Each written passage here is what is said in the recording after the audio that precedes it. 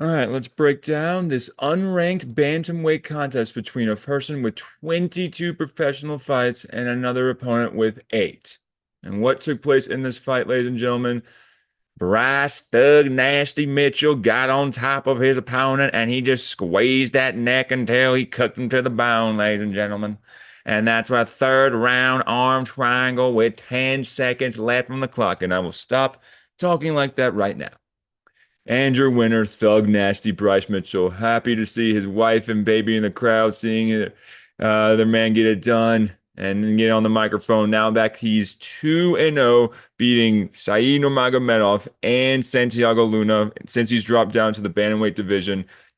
Let's look at these stats. This is insane. Even though he won this fight and he clearly was winning every round, he was outstruck 112 to 54. But again, 22 strikes to the head for Bryce and then only 9 for Santiago. It literally sees like the significant strikes. There's the difference. I have no idea way they're getting 112 strikes from like the bottom. Was he like striking? All he can do is just parry away at his opponent's head while he's on top of him, and that's how he only had a minute and 14 amount of time of control for Santiago to 11 minutes and 40 seconds for the 19 and 4 veteran as of this past Saturday, getting his 19th professional victory. Only set 2 out of his 5 takedowns, though, but was going for submissions. Obviously, secured the one that ended the fight with 10 seconds left to go in the third round. Now let's look at these highlights. So here we are in the first minute of the first round. And this is just a lazy takedown attempt from Santiago Luna, who is 21 years old, going against somebody who is 10 years older than him and has way more grappling experience in the UFC, mind you. He just falls on top of him, gets the side control, gets his frames where they need to be to prevent his opponent from getting off of his back and getting back to his feet, and just gets to full guard. Time runs out on the clock. He's just playing it, then goes for rear naked choke submissions, lets it go, goes for elbows, and then the referee gets Bryce to get off of his opponent. And then we start back in the second round. Bryce goes in for a single leg, pushes his opponent towards the cage, gets him down to his butt, but unfortunately, he circles around and gets back up to his feet and still tries to has a hook around him.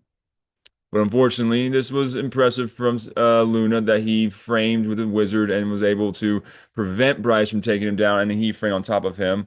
But then only had control time for about 30 seconds until they got back to their feet, traded jabs, and then Bryce goes for the over under body lock, pushes him towards the cage again, goes for the double leg, and then doesn't get it, then goes back to the body lock, and then dumps his opponent onto his back, gets into the half guard, secures a submission hold, but doesn't get it towards the end of the round.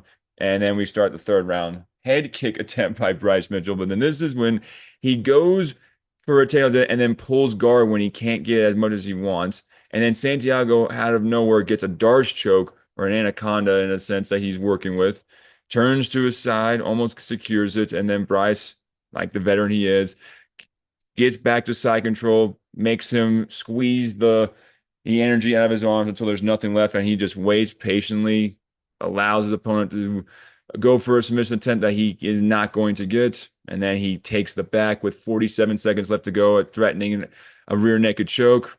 Opponent's tough, but then he turns from his stomach back to his back towards the canvas, and then there's Bryce Mitchell going from the rear naked choke to the arm triangle hold, getting tighter over the right side of his opponent, or the right side for Bryce and the left side of his opponent. And that's good sportsmanship displayed by Bryce and Santiago. Unfortunately, though, this is Santiago's first loss of his career and his ninth fight underneath his mixed martial arts record. And meanwhile, this was the 13th fight. Like the man that Bryce Mitchell just defeated, that was his 13th fight in the UFC. And he only had 3 fights after this past weekend. And there's Bryce Mitchell ranked number 23, if you were argumentative, outside the top 15 in the new division, the bantamweights. And with that, his 10 wins over Tyler Diamond, uh, Bobby Moffitt, Matt Sales, Charles Rosa, Andre Feely, Edson Barboza, Dan Ige. Chrome Gracie, And yes, lastly, Said Nurmagomedov. And his losses are that he has three losses to the lightweight and former featherweight champion of the world, Ilia Topuria, the former featherweight title challenger and knockout machine, Josh Emmett, that sent him to the Shadow Realm, and John Silva, who also is in the top six, ranked number six in the world in the featherweight division. And yes, he choked the life out of him. But there we compare this to Santiago Luna, who's ranked 42, had only two wins under his belt before he came off of Tough Enough last year and got a first round knockout, then came in and knocked out Kong Lee in the first round of UFC Noche. Congratulations.